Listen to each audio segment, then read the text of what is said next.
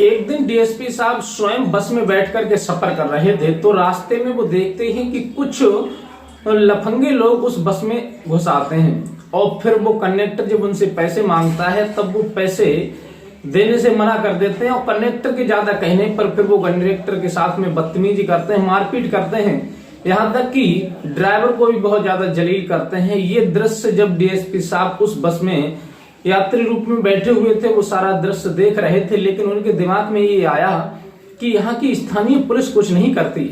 तब वो उस कंडक्टर से कहते हैं कि भाई साहब, जब ये लड़के आपके साथ बदतमीजी कर रहे हैं और आपको किराया भी नहीं दे रहे हैं, जबरदस्ती आपके बस में सफर कर रहे हैं, फिर आपने इसकी रिपोर्ट पुलिस के पास क्यों नहीं की? तब वो ड्राइवर और कंडक्टर कहता है कि भाई साहब कैसी बातें कर रहे हो, यहाँ की पुलिस को चप्पा चप्पा की जानकारी है, पुलिस खुद जानती है कि यहाँ पर क्या हो रहा है और पुलिस यहाँ की सारी मिली हुई है इनसे, इसीलिए कुछ नहीं कहती। पुलिस भी इनसे पैसा लेती है और ये लोग हम लोगों से जबरदस्ती पैसा छीन भी लेते हैं और फ्री में सफर करते हैं, और जो पैसा छीन करके ले जाते हैं और जो यात्रियों को लूट खून करते हैं, इन सारा पैसा एकत्र करके इन सभी का बराबर का हिस्सा होता है, इसलिए यहाँ की स्थानीय पुलिस भी कुछ नहीं कहती। ये बात जब डीएसपी साहब सुनते हैं तो बड़े हैरत में पड़ जाते हैं, बड़े परेशान हो जाते हैं और फिर सोचने पर मजबूर हो जाते हैं कि आखिर पुलिस तो जनता की सेवा के लिए होती है, लेकिन पुलिस ही ऐसे लफंगों के साथ मिलकर के ऐसा व्यवहार करवाएगी तो फिर जनता का विश्वास पुलिस के प्रति क्या रहेगा? फिर तो पुलिस प्रशासन एक गुंडा राज बन जाएगा।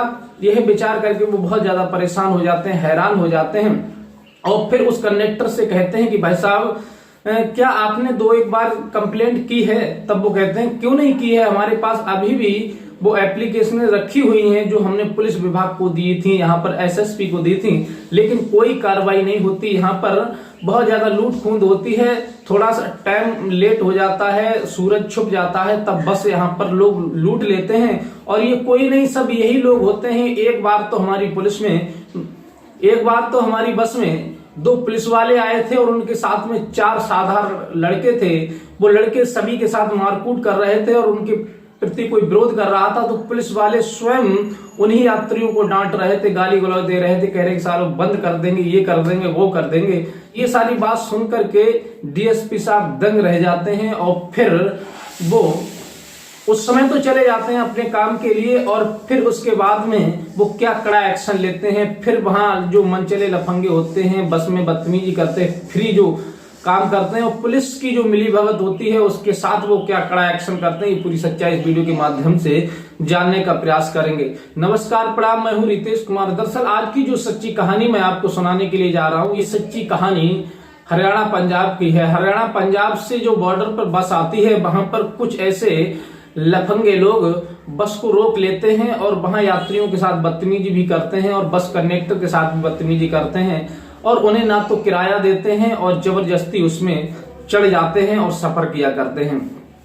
इस प्रकार की कई कंप्लेंटें एसएसपी साहब के लिए भी दी थी बस कंडक्टर ड्राइवर ने, और लेकिन उसके प्रति भी कोई कड़ा एक्शन नहीं हुआ था, कोई कार्रवाई नहीं हुई थी। ये देख करके वो सभी लोग परेशान हो जाते हैं। अब फिर आखिर करें तो करें क्या? इंसान जब जनता परेशान होती है तो दौड़ करके पुलिस के पास जाती है। अब जब पुलिस ही उसमें कोई एक्शन नहीं ले रही है, फिर आदमी थाने में जब सुनवाई नहीं होती तो फिर ऊपर अधिकारियों के पास जाता है, एसएसपी के पास जाता है, लेकिन एसएसपी के पास भी कोई सुनवाई जब नहीं होती तो फिर कहाँ जाए व्यक्ति? ज्यादा ऊपर जाने की उसकी क्षमता नहीं होती, छोटे मोटे काम होते हैं कि चलो कोई बात नहीं, इंसान हार थक करके बैठ जाता है। ये बात जब डीएसपी साहब एक दिन स्वयं खुद बस में सफर कर रहे थे तो उनकी नजर में ये बात आई और जो ड्राइवर कंडक्टर थे उन्होंने अपनी दुख भरी कहानी खुद डीएसपी साहब को सुनाई, क्योंकि कंडक्टर ड्राइवर भी नहीं जानते थे कि ये डीएसपी साहब हैं, क्योंकि डीएसपी साहब सादा कपड़ों में, नॉर्मल कपड़ों में बैठे हुए थे और किसी काम से अपनी जा रहे थे बस में बैठ करके। तभी ड्राइवर कंडक्टर के सामने, तभी डीएसपी साहब के सामने उस बस में कुछ लफंगे चढ़ाते हैं और भी उनके साथ बदतमीजी भी करते हैं, गाली गलौज भी देते हैं, अन्य यात्रियों को भी परेशान करते हैं और किराया भी नहीं देते। ये दृश्य देख करके डीएसपी साहब उनसे पूरी जानकारी लेते हैं बस कंडक्टर और ड्राइवर से। तब वो अपना दुखड़ा सुनाते हैं कि साहब क्या बताएं, यहाँ का पुलिस प्रशासन इतना भ्रष्ट हो चुका है कि यहाँ कोई किसी की सुनवाई नहीं होती। चाहे थाने में चले जाओ, चाहे ऊपर एसएसपी के पास चले जाओ, बस एप्लीकेशन दे करके चले आओ, कुछ कार्रवाई नहीं होती है। पुलिस इनसे मिली हुई है, कभी कभी तो पुलिस भी इनके साथ आती है। कोई कभी कभी सिपाही आते हैं तो वो यात्रियों को डराते धमकाते हैं, गाली गलौज देते हैं और कहते हैं कि चुपचाप पैसे निकाल करके दे दो। और फिर इतना गदर हो गया है, ना तो पुलिस वाले अपना किराया देते हैं, ना तो ये यहाँ के स्थानीय लोग हैं जो दबंगई करते हैं वो भी पैसा देते हैं। ये सुनकर के डीएसपी साहब का पारा चढ़ जाता है और सोचने पर मजबूर हो जाते हैं कि आखिर सरकार ने ऐसे भ्रष्ट लोगों को क्यों यहाँ पर रखा है, कुछ ना कुछ तो कड़ा एक्शन लेना चाहिए।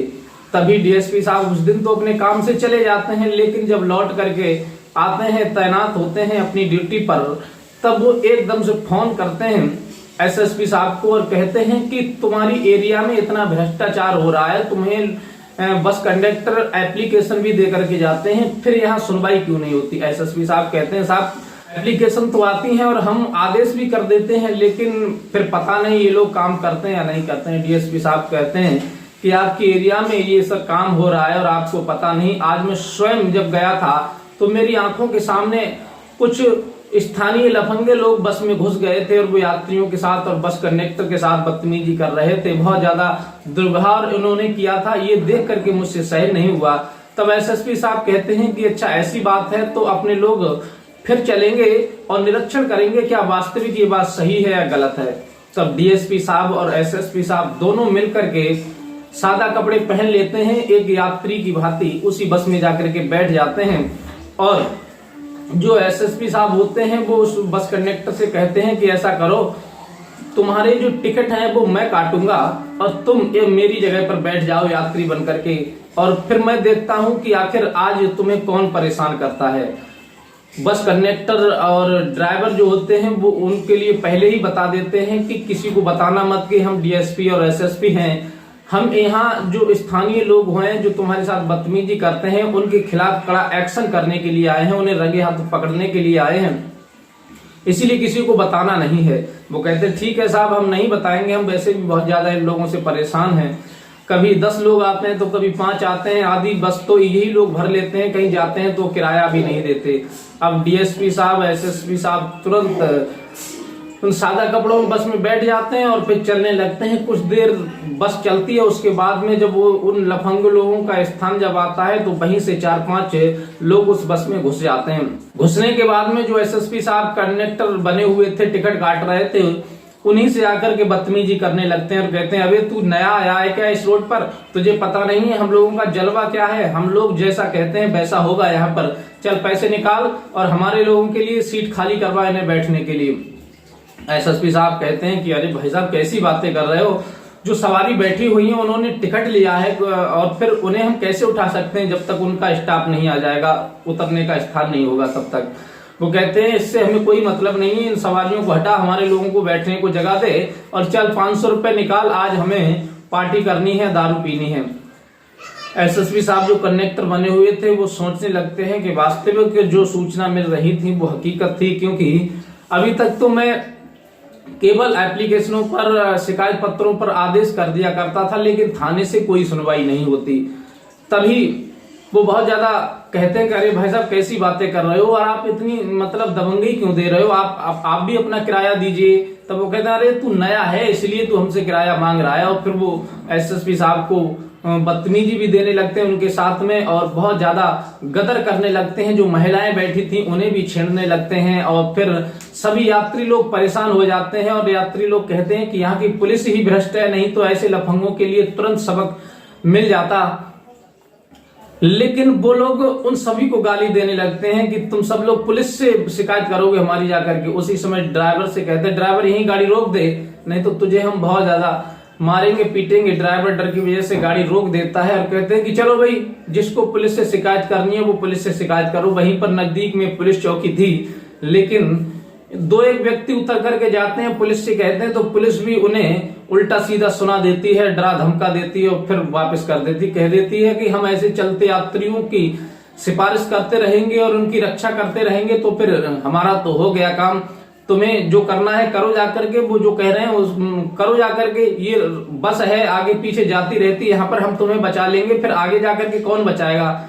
वो लोग बहुत ज्यादा परेशान हो जाते, लौट आते हैं, उनकी हद वो पूरी हो जाती है। तब एसएसपी साहब को गुस्सा आता है और एसएसपी साहब और डीएसपी साहब दोनों बस में खड़े हो जाते हैं और उनकी जो बैग होती है कंडक्टर की, वो कंडक्टर को पकड़ा देते हैं और फिर दोनों लोग उन लफंगों का हाथ पकड़ कर उनके गालों में तमाचे जड़ने लगते हैं, दो इधर से दो इधर से।